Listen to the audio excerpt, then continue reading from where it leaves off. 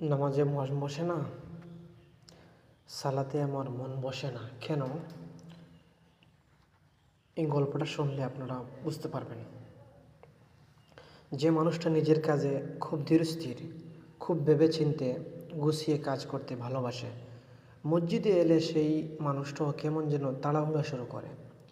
দুনিয়ার কাজকর্মে যিনি মান ধরে রাখতে খুবই তৎপর, মসজিদে এলে তাকেও খুব অগোছালো পাওয়া যায়। খুব অদ্ভুত আমাদের আচরণ। আমরা আমাদের ব্যবসায়ে বারাকাহ চাই, আমাদের হায়াত বৃদ্ধি হোক চাই, আমাদের বিপদ দূর হোক চাই। আমরা চাই যে আমাদের ধন সম্পদ উত্তরোত্তর বৃদ্ধি পাক।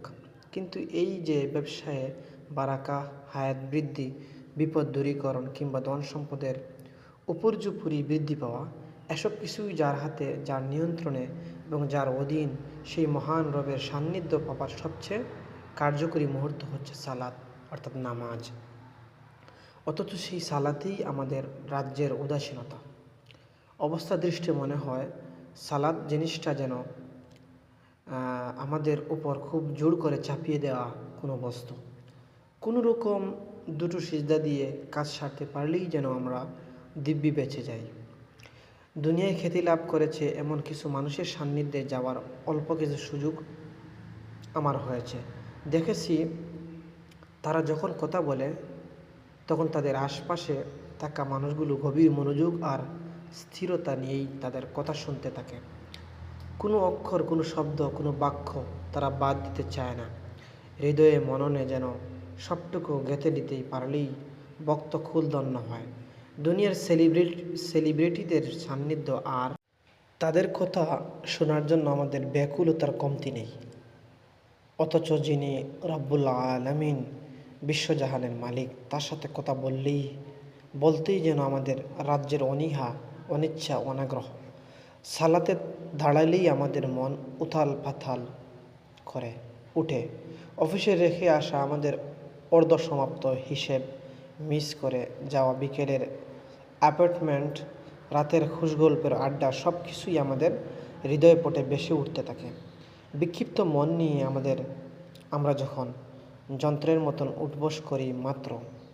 এই অনীহা, অনাগ্রহের কারণ হলো আমরা সালাতকে কেবল আনুষ্ঠানিক ইবাদত মনে করি, চাপিয়ে দেওয়া কোনো বোঝা মনে করি বলেই সালাতে আমাদের মন বিক্ষিপ্ত হয়ে পড়ে। যখনই আমরা সালাতকে আল্লাহ সুবহানাহু ওয়া তাআলার সাথে যোগাযোগের মাধ্যম মনে করতে পারবো, যখনই আমরা বুঝতে পারবো যে সালাতই আল্লাহর নৈকট্য লাভের সবচেয়ে কার্যকরী মাধ্যম, যখন মনের মধ্যে আল্লাহর জন্য অপরিসীম ভালোবাসা জমা করতে পারবো, তখনই আমাদের সালাতগুলো মধুময় হয়ে উঠবে। সালাত হচ্ছে সেই মুহূর্ত, যে মুহূর্ত বান্দা তার রবের সবচেয়ে নিকটে চলে যায়। সালাত হচ্ছে সেই মুহূর্ত, যে মুহূর্তে বান্দার সাথে তার রবের কথোপকথন হয়। সালাত হচ্ছে সেই সময়, যে সময় বান্দা তার রবের কাছে সকল সমস্যার ঝুলি, বিপদের বিবরণ, চাওয়া পাওয়ার বাসনা নিয়ে উপস্থিত হয়। এই সালাত হতে হয় মধুর। বান্দা তার সমস্ত প্রেম, সমস্ত ধ্যান এই সালাতেই ঢেলে দেবে। যুগের বিবর্তনের ফলে আমাদের সমস্যার সমাধানে নতুন নতুন মাত্রা যুগ হচ্ছে।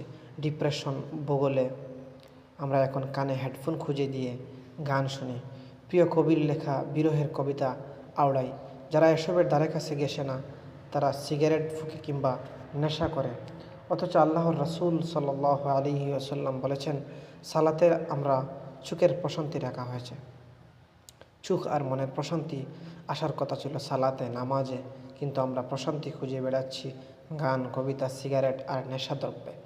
মূলত নামাজের মধ্যে কীভাবে ডুব দিতে হবে, কীভাবে নামাজ আদায় করলে চোখের আর মনের প্রশান্তি লাভ করা যাবে, সেসব বিষয়ে আমাদের কোনো ধারণা না থাকার আমরা আজ নামাজের আসল উদ্দেশ্য, কার্যকারিতা থেকে বিচ্ছিন্ন, বিক্ষিপ্ত। সালাদকে আমরা বন্দি করে ফেলেছি কতিপয় শারীরিক ব্যায়ামের মধ্যে। নামাজ আমরা কেন পড়ছি, কী উদ্দেশ্যে পড়ছি, নামাজে আমরা কি বলছি বা কি বলা উচিত, এ সকল ব্যাপারে উদাসীন থাকার দরুন আজ আমাদের নামাজগুলোর এমন করুণ অবস্থা। নামাজে মনোযোগ ধরে রাখার কিছু কার্যকরী উপায় রয়েছে। এই উপায়গুলো নিয়ে আমাদের সালাফগণ কথা বলেছেন। আমরা যদি আমাদের সালাতে সেই উপায়গুলোকে বাস্তবায়ন করতে পারি, তাহলে আশা করা যায় আমাদের নামাজগুলো প্রাণ ফিরে পাবে ইনশাআল্লাহ। নামাজে মনোযোগ স্থাপনের একেবারে শুরুর উপায় হলো নিয়ত। না, আমি আসলে মুখে উচ্চারিত সালাতের নিয়ত কথা বলছি না। নিয়ত বলতে আমি মূলত সালাত আদায় করার জন্য আপনি যে মনস্থির করলেন সেটাকেই বোঝাতে চাইছি। কোনো কাজ করার জন্য আমরা যখন মনস্থির করি তখন সেটাকেই নিয়ত বলা হয়। ইসলামে নিয়তের রয়েছে ব্যাপক গুরুত্ব। রাসূল সাল্লাল্লাহু আলাইহি ওয়াসাল্লাম বলেছেন, সকল কাজ নিয়তের উপর নির্ভরশীল। মানে যে উদ্দেশ্য নিয়ে আপনি কাজটা শুরু করবেন তার ফলাফল দিন শেষে তাই হবে। একটা উদাহরণ দিলে ব্যাপারটা আরও পরিষ্কার হবে। ধরুন, রাতে ঘুমানোর আগে আপনি নিয়ত করলেন যে ফজরের সালাত আপনি অবশ্যই জামাতে আদায় করবেন। আপনি জামাতে আদায় করতে চাচ্ছেন কেন? কারণ জামাতে আদায় করলে একাকী জামাতে আদায়ের চাইতে 27 গুণ বেশি সওয়াব। এছাড়াও জামাতে সালাত আদায়ের আরও বিভিন্ন ফজিলত আছে। সেই ফজিলতগুলো লাভের জন্যই আপনি জামাতে সালাত আদায় করার নিয়ত করলেন। তাহলে আপনার নিয়ত এখানে শুদ্ধ। আবার ধরা যাক আপনি গভীর রাত অবধি ফেসবুকিং করেন। ফেসবুকিং করে ঘুমোতে ঘুমোতে আপনার রাত অর্ধেকের বেশি শেষ হয়ে যায় প্রায়। দেরিতে ঘুমানোর ফলে আপনি সচরাচর ফজরের সালাত জামাতে আদায় করতে পারেন না। আপনার যখন ঘুম ভাঙে যখন জামাত শেষ, ঘড়িতে সময় দেখে আপনি চমকে যান, সূর্যোদয়ের আর মাত্র 5 মিনিট বাকি। এই 5 মিনিটের মধ্যেই আপনাকে ফজরের সালাত পড়ে নিতে হবে, না হয় সালাতটা কাজা হয়ে গেল বলে ব্যাস আপনি এক লাফে উঠে দুলুম দাড়ুম করে অর্থাৎ তাড়াতাড়ি করে উজু করে সালাতে দাঁড়িয়ে গেলেন। কেবল ফরজটুকু পড়ার সময় হাতে আছে আপনার। সালাত শেষ করে দেখলেন সূর্যোদয়ের আরও 1 মিনিট বাকি। মানে ঘুম থেকে উঠা, উজু করার, সালাত পড়া নিয়ে আপনার খরচ হয়েছে মাত্র 4 মিনিট। এটাই হলো গিয়ে আপনার নিত্যদিনকার রুটিন।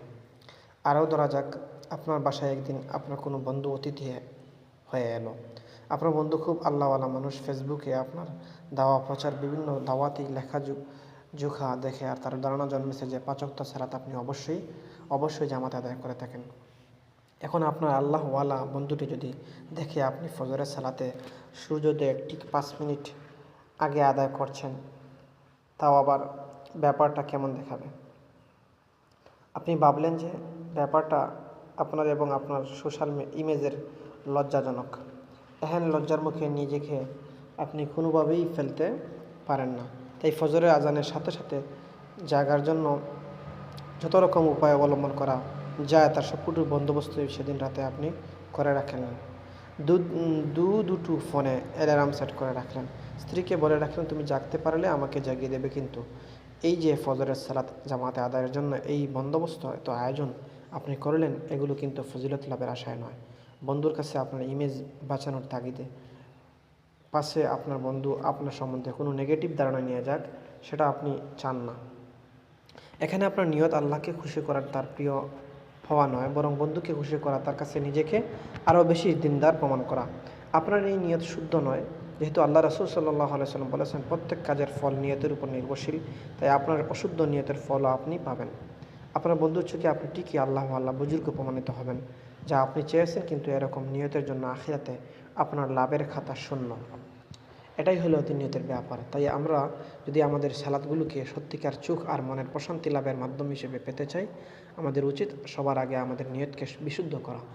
আমাদের ঠিক করতে হবে, কেন আমি সালাত আদায় করছি? আল্লাহকে রাজি খুশি করা, তার প্রিয়ভাজন হওয়া, তার নৈকট্য অর্জনে কি আমার সালাত আদায়ের উদ্দেশ্য, নাকি মানুষের কাছে নিজেকে ভালো প্রমাণ করা, পরহেজগার সাজার উদ্দেশ্য? এই হলো আজকের ভিডিও। নামাজে মন বসে না, সালাতে মন বসে না, নিয়ত সম্পর্কে আলোচনা করলাম। পরবর্তী ভিডিওতে আমরা পরবর্তী বিষয় নিয়ে আলোচনা করব। সবাই ভালো থাকুন, সুস্থ থাকুন। দেখা হবে অন্য কোনো ভিডিওতে। আসসালামু আলাইকুম।